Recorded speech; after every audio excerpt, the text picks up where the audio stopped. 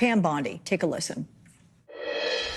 When Republicans take back the White House, and we will, you know what's going to happen? The Department of Justice, the prosecutors will be prosecuted, the bad ones. The investigators will be investigated because the deep state, last term for President Trump, they were hiding in the shadows. But now they have a spotlight on them, and they can all be investigated.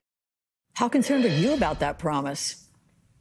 Very concerned. I mean, just because she's not accused of sexual assault or sex trafficking the way Matt Gaetz was doesn't mean that she's necessarily any less dangerous when it comes to executing Donald Trump's agenda of retribution. She has said it. She's been vocal about supporting Trump and his agenda to do that, to dismantle the DOJ. She said the prosecutors should be prosecuted. She was standing next to Donald Trump during the big lie in 2020. She stood by him and was a big perpetrator of that.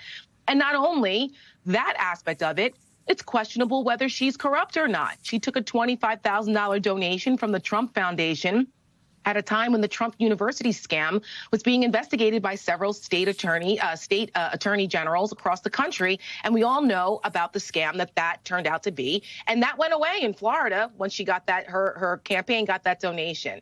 So, I mean, this is not someone who necessarily would be, would pass muster in another normal type of transition, but there's nothing normal about this. And I hope that the advise and consent aspect of the Republican Senate, that they take a look at these people and at least not make it easy for them. They need to be held to account for their potential corruption and whether they're going to uphold the law according to the Constitution, not Donald Trump.